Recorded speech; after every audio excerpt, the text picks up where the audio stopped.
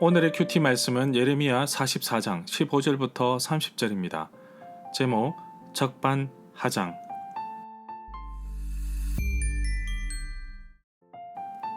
먼저 앞뒤 문맥을 살펴보겠습니다. 적반하장 뜻은 도둑이 도리어 매를 든다는 뜻으로 잘못한 사람이 아무 잘못이 없는 사람을 도리어 나무람을 이르는 말입니다. 요한한 일행은 유다 총독의 죽음에 대한 책임의식과 바벨론의 보복이 두려워 애굽으로 도망하기로 작정합니다.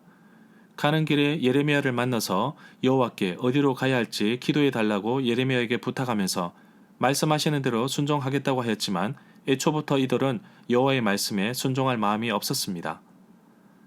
자신들의 결정을 정당하기 위해 기도한 것이고 또 바벨론에게 자신들의 도주를 알리지 않기 위해 강제로 예레미야와 바룩을 끌고 애굽까지 왔습니다. 애굽 땅에서도 여호와 하나님은 말씀하십니다. 애굽에 오래전에 정착한 유다 사람들 뿐만 아니라 애굽으로 피신온 유다 사람들 모두에게 심판의 메시지를 전하십니다. 애굽 역시 바벨론의 심판을 받을 그 시기에 애굽도 안전한 곳이 되지 못합니다. 정말 안전한 곳은 여호와 하나님께서 말씀하신 대로 유다 멸망 이후에 유다 땅에 남아있는 것이지 결코 애굽으로 가는 것이 아닙니다. 그럼에도 유다 사람들은 여호와 하나님보다 애굽 사람들을 더 의지하고 믿었습니다. 적반하장 말처럼 애굽에서 우상 숭배를 해오던 유다 사람들은 예레미야의 경고를 듣고서도 회개하거나 여호와 앞에 나아가는커녕 예레미야가 전한 여호와의 말씀을 듣지 않겠다고 말합니다. 하나님의 경고의 메시지보다 계속해서 우상을 섬기겠다고 합니다.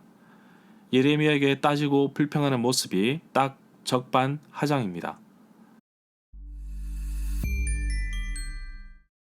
문단을 나눠보겠습니다. 15절부터 19절은 우상 숭배에 대한 변명, 20절부터 30절은 우상 숭배에 대한 심판, 15절에 보면 애굽 땅 바드로스에 사는 유다 사람들의 큰 무리가 와서 예레미야에게 자기 아내들이 다른 신들에게 제사를 지낸다는 것을 알고 있는 모든 남편과 애굽에 살면서 다른 신에게 제사를 지내고 있는 여자들도 그 자리에 있었다고 항의를 하였습니다. 바드로스는 세번역 성경에서는 하 이집트와 상 이집트로 번역했습니다. 16절에 보면 애굽으로 피신온 유다 백성들이 예레미야가 여호와의 이름으로 백성들에게 말하는 것을 듣지 않겠다고 말합니다. 17절에 보면 예레미야에게 항의하면서 유다 백성들은 입으로 맹세한 대로 잘 지킬 것이라고 말은 합니다. 그러면서 과거 조상들이 유다 땅과 예루살렘 거리에서 하였던 대로 하늘 여신을 섬기겠다고 말합니다. 그때 먹을 것이 많아 풍족했으며 잘 살았다고 말합니다. 이러한 내용은 예레미야 7장 18절과 9장 13절에도 언급되어 있습니다. 하늘 여신은 문자적으로 하늘의 왕후라는 뜻입니다. 고대 중동 지방 전역에서 특히 여자들이 섬기던 다산의 여신 아스다롯을 가리키는 것으로 봅니다. 이 여신의 상징은 초승달이었습니다. 18절에 보면 그런데 하늘의 여신에게 제물을 바치기를 그친 뒤에 부족함이 생겼고 어려움이 왔으며 전쟁과 기근으로 죽게 되었다고 한탄합니다. 19절에 보면 여자들도 항의하며 말하는데 하늘의 여신에게 제사하는 것을 자기 남편들도 알고 있고 허락을 받았다고 합니다. 예레미야 7장 18절에 보면 온 가족이 하늘의 여왕에게 제사를 드리기 위해 분주하게 일하는 모습을 볼 수 있습니다. 22절에 보면 가정한 일을 하여서 여호와께서 성소를 떠나게 하였다고 에스겔 8장 6절에 나옵니다. 어떻게 이런 일이 가능하였을까요? 유다 백성들은 여호와의 성전에까지 우상을 가지고 와서 세웠습니다. 혼합주의 형태인데 여호와 하나님도 섬기지만 동시에 우상도 섬기는 모습들이 보였습니다. 23절에 보면 모든 일이 일어난 까닭은 여호와께 죄를 지은 것인데 그 내용은 다른 신들에게 향을 피우고 제물을 살라 바쳤기 때문입니다. 여호와의 말씀에 순종하지 않았고 여호와의 율법과 법규와 여러 규정을 지키지도 순종하지도 않았기 때문에 오늘날과 같이 이런 재앙이 내린 것이라고 말합니다. 25절에 보면 하늘의 여신에게 제사를 드리는 모습은 17절에 나옵니다. 이렇게 유다 사람들은 자신들이 서원한 것을 반드시 지켜야 한다고 고집스럽게 말하고 있습니다. 그러면서도 여전히 늘 여호와의 이름을 부르면서 맹세했으므로 하나님은 이런 악습을 끝장내려 하고 계십니다.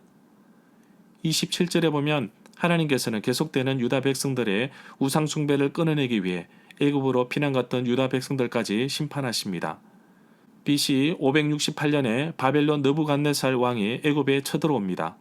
나일강 삼각주까지 밀고 들어온 것입니다. 29절에 보면 여호와께서 반드시 심판하시겠다는 표징을 주십니다. 애굽 왕 바로 호브라의 운명은 하나님이 애굽의 유다 사람들에게도 책임을 물으실, 벌하실 것이라는 사실을 확인해 주는 표징이라고 볼 수 있습니다. 애굽 왕 바로 호브라는 BC 569년에 국내 정치 세력 다툼에서 목숨을 잃었다고 합니다.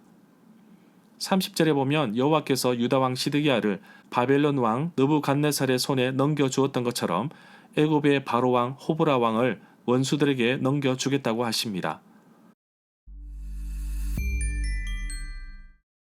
절마다 상세한 설명과 구절 해석, 핵심 내용과 중심 줄거리는 네이버 블로그에 올려져 있습니다. 내게 주시는 교훈입니다. 사랑의 반대는 미움이 아니라 내버려둠, 무관심이라고도 합니다.